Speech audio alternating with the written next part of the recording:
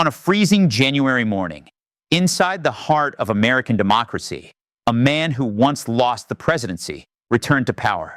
Not with celebration, not with unity, but with a warning that America was broken, that enemies were everywhere, that God himself had saved him for one final mission. And then Donald Trump made 10 promises, 10 bold pledges that would reshape justice, immigration, the economy, free speech, and even war. Tonight, 1 year later, we ask the question nobody can avoid anymore. Did Donald Trump keep his word? Or did these promises change America in ways no one expected? Stay with me, because by the end of this story, you may see the future of the world very differently. Exactly 1 year ago, on January 20th, 2025, Donald J. Trump took the oath as the 47th President of the United States. Inside the Capitol Rotunda, former presidents sat silently. Tech billionaires watched closely. The world held its breath. And in a 30-minute speech, Trump painted a dark portrait of America: crime, borders, enemies, corruption, and destiny. I was saved by God to make America great again. Then came the promises: justice, voters of color, immigration, economy, energy, tariffs, government reform, free speech, gender and race, foreign policy. 10 promises. 1 year later, America looks very different. But is it stronger, safer, more united, or more divided than ever before? Let's go step by step, because this story is not just about Trump. It's about power, fear, and what happens when promises meet reality. Before we analyze the promises, we need to understand the moment. Donald Trump returned to the White House after the most dramatic political comeback in modern American history. Defeated in 2020, indicted multiple times, nearly assassinated, and yet, in 2024, he won again by promising revenge, restoration, and retribution. His campaign was simple: America is under attack. Only I can save it. Millions believed him. Millions feared him. And on Inauguration Day, the mood was not hopeful. It was tense. The temperature outside, -3 degrees. Inside the Capitol, colder still. Trump did not speak of healing. He spoke of enemies, of betrayal, of divine purpose. And then he began making promises. Big promises. Dangerous promises. Let's begin with the first. Trump's first promise was simple, or at least it sounded simple. He promised justice. He promised safety. He promised to end what he called the weaponization of government. But then something very different happened. Crime did fall. Murders dropped by nearly 20%. Fentanyl deaths declined. Supporters celebrated. They said, "See, he made America safer." But behind those numbers, another story was unfolding. Trump installed loyalists. He removed watchdogs. 17 inspectors general fired, without hesitation, without explanation. Then came the investigations, not of criminals, but of critics, whistleblowers, former officials, even the chairman of the Federal Reserve. One by one, Trump ordered probes into people who had once opposed him. Was this justice or revenge? Supporters called it accountability. Critics called it authoritarianism. One political analyst said something chilling. He warned about weaponized power, then used it exactly that way. And yet, Trump's approval among Republicans stayed high, because to many Americans, safety mattered more than democracy. And this would become a pattern. Again, and again, and again, Trump thanked Black and Hispanic voters. He said he would never forget them. He said their voices mattered. And yes, he did win more support from minority voters than ever before. But once in office, policies told a different story. Diversity programs were eliminated. Immigration raids increased. Fear spread through Latino neighborhoods. His cabinet became the least diverse in decades. 90% white, mostly men. No major initiative was launched for these communities. And then, Trump made a remark that shocked even his allies. He said the Civil Rights Act of 1964 had caused white people to be treated badly. For many Americans of color, that sentence said everything. Promises were made, but protections disappeared. Support faded, and a quiet question spread. Were we ever truly included? We're only counted when votes were needed. If there is one issue that defines Trump, it is immigration. On day one, he declared a national emergency. Troops at the border, mass deportations, remain in Mexico, catch and release ended. By December, more than 600,000 deportations. Nearly 2 million people left on their own. Border crossings dropped to levels unseen since the 1970s. Supporters called it victory. Opponents called it terror. Then came the cartels, designated terrorists. Ancient laws invoked. Venezuelans sent to mega prisons abroad. Federal forces deployed in democratic cities, often without permission. And then, one night in Minneapolis, an ICE officer fired a bullet. A mother, a poet, Renee Good, dead. Authorities called her a terrorist. The mayor called it reckless. Hundreds marched. Protests spread. Fear deepened. Was Trump protecting America or turning law enforcement into an occupying army? Polls split the nation. Some said, finally, strong borders. Others said, this is not who we are. And for the first time, the world began watching America, not as a beacon, but as a warning. Trump promised to crush inflation, to lower prices, to save families. And technically, inflation slowed. Growth rose. Stocks reached records.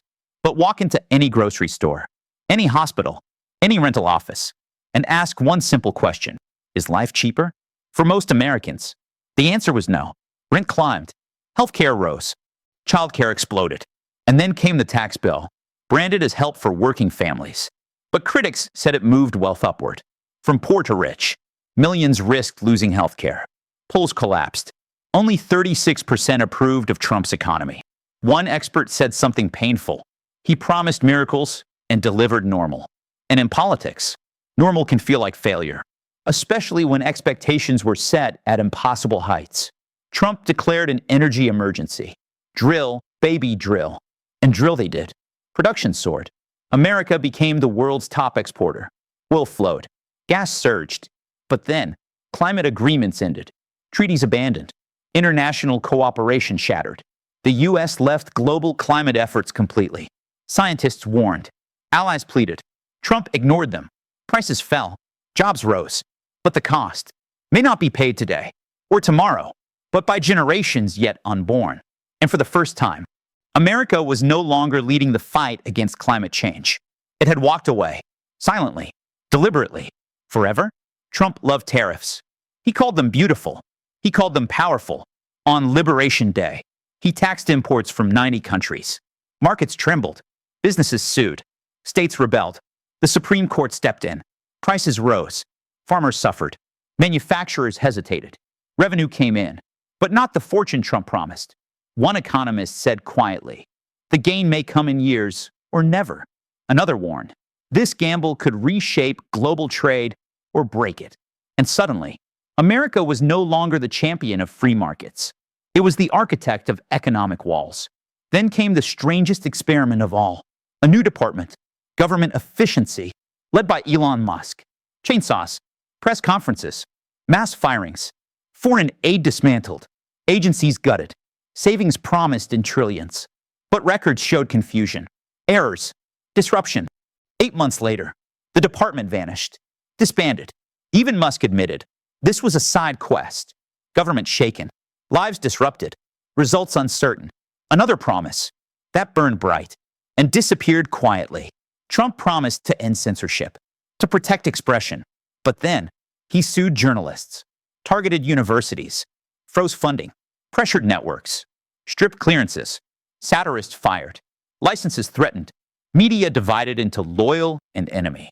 Free speech survived, but under pressure, and critics whispered, this is not censorship by law. This is censorship by fear. The line between protection and punishment blurred. Dangerously, Trump moved fast. 2 genders, no DEI, no CRT. Passports changed, treatments banned, museums purged, schools reshaped. Supporters cheered, critics warned, trans youth feared, teachers hesitated. Culture wars became policy. And once again, America split, not over taxes, not over war, but over identity itself. Trump promised peace, no new wars, strength without conflict. And yet, strikes in Iraq, Somalia, Yemen, Iran. Then, the world gasped. Venezuela bombed. Its leader captured. The Caribbean militarized. Greenland threatened. Colombia mentioned. Iran watched. Russia embraced. Ukraine abandoned. Allies nervous. Enemies calculating. One analyst said, he unifies the world in fear of American power. Another said he did not end wars. He changed who starts them. And now, the global order trembles. China watches. Russia waits. Europe doubts. And America stands. Feared, respected, or isolated. So, did Trump keep his promises? Yes, in many ways. Borders hardened. Power centralized. Energy expanded. Culture reshaped. But the deeper question is this: at what cost? Trust declined. Institutions weakened. Allies distanced. Fear normalized. And the greatest promise of all, unity, was never truly attempted. Instead, division became strategy. Conflict became fuel. And loyalty became law. The Supreme Court may strike down tariffs. Elections may shift power. Protests may rise. Allies may realign. And one truth remains: the world has entered a new era. An era where America no longer pretends to lead gently. An era of force, of fear, of unpredictability. And Donald Trump is no longer just a president. He is a symbol of what happens when promises meet power. 1 year ago, a man stood inside the Capitol and said God had saved him. Tonight, America stands at a crossroads. Safer, but more afraid. Richer, but more unequal. Stronger, but more isolated. And the final question is not about Trump. It is about us. What kind of country do we want to become? Because history is watching. The world is watching. And the next chapter has not yet been written. Thank you for watching. And remember, in times like these, the truth is more important than ever. But the story does not end with policies, because policies live on paper, but consequences live in people's lives. And across America, something quiet began to happen. Not a revolution, not a collapse, but a slow, steady change in how people felt about their country. In diners in Ohio, in apartment buildings in New York, in border towns in Texas, and in classrooms in California. The same conversation kept repeating. Is America still the same country we grew up in? For Trump's strongest supporters, the answer was yes. Finally, someone was fighting. Finally, someone was not afraid. They saw lower crime, stronger borders, cheaper fuel, a president who spoke without filters. And to them, Trump was not dangerous. He was necessary. One supporter in Florida said, "For the first time in years, I feel protected." Another said, "He's doing what other presidents were too scared to do." But on the other side of the country, a very different feeling was spreading. Fear, uncertainty, and something even more troubling: silence. Teachers hesitated before speaking. Journalists chose words more carefully. Immigrant families avoided hospitals.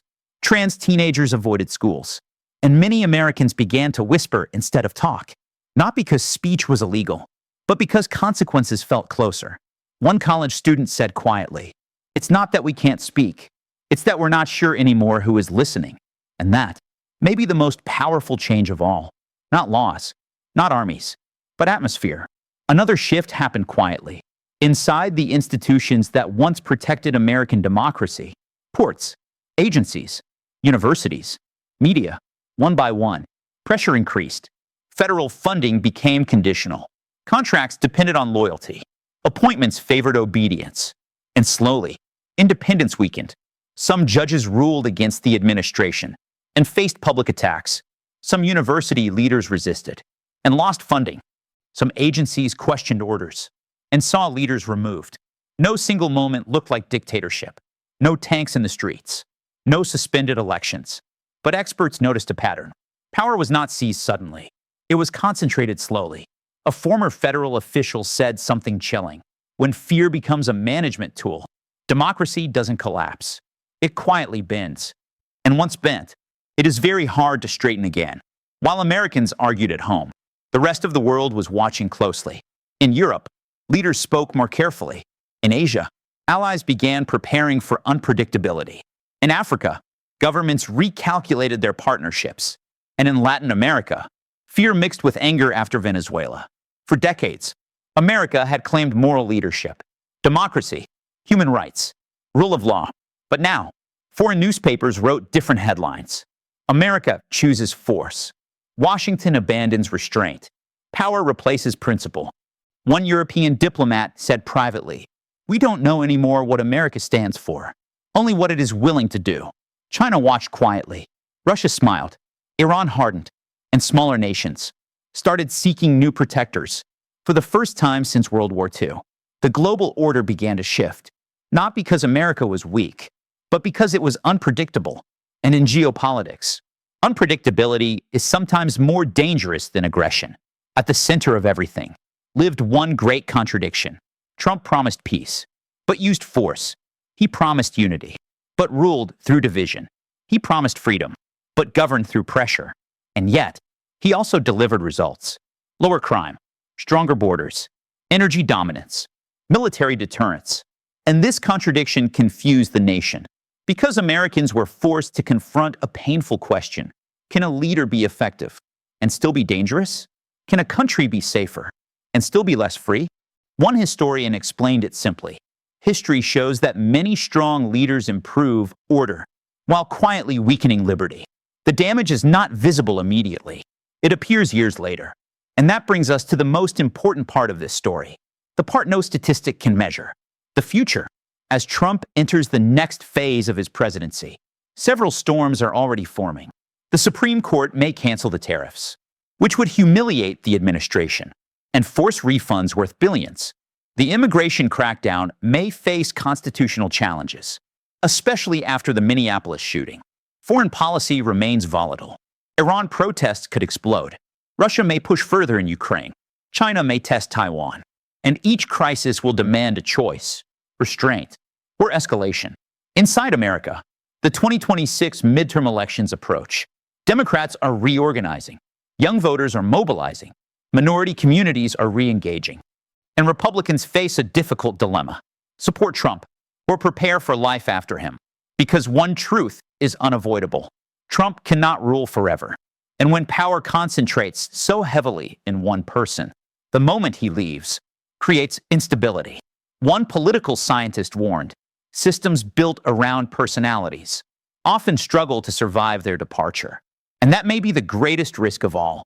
Not what Trump does now, but what happens when he is no longer there to control it. Behind every policy, there is a human story, a family separated at the border, a federal worker fired overnight, a student afraid to use the wrong word, a farmer losing exports because of tariffs, a soldier deployed to another unexpected conflict. These stories rarely make headlines, but they shape the nation. One mother from Arizona said, "My son asked me if soldiers will come to our street someday. I didn't know how to answer." A retired veteran said, "I voted for strength. I didn't vote for endless tension." A young immigrant whispered, "I love this country, but I'm not sure it loves me back." And when citizens begin questioning belonging, nations enter dangerous territory. Supporters insist, America is finally respected again. Enemies are afraid. Borders are secure. Energy is booming. And in many ways, they are right. But critics respond, fear is not respect. Silence is not unity. Force is not leadership. And here lies the deepest debate of all. What does greatness actually mean? Is it power, wealth, fear, control, or is it trust, stability, moral authority, and the ability to lead without threatening? America once believed greatness meant example. Now, it increasingly means dominance. And history shows empires built on dominance rarely age peacefully. Every era believes it is unique. Every leader believes they are chosen. Every nation believes collapse happens elsewhere. But history whispers warnings. Rome believed it was eternal. Britain believed it would rule forever. The Soviet Union believed it was unbreakable. All of them slowly weakened from within, not by enemies, but by concentration of power, by erosion of trust, by silencing critics, and by choosing control over consent. Trump often says, God saved him, but history teaches something different. No leader is chosen to be permanent, and no nation is immune to decline. 1 year ago, Donald Trump stood inside the Capitol and promised to restore America. Tonight, America stands stronger in some ways and more fragile in others. Safer, but more divided. Wealthier, but more unequal. Feared, but less trusted. And the final truth is this: presidents shape nations, but citizens decide their future. The next years will not only decide Trump's legacy, they will decide America's identity. Will it remain a democracy with power, or become a power with democracy? Because history is not watching anymore. History is writing, and every American is now holding the pen. Thank you for watching. And remember, the most important battle is not at the border, not in courts, not in wars, but in the soul of a nation.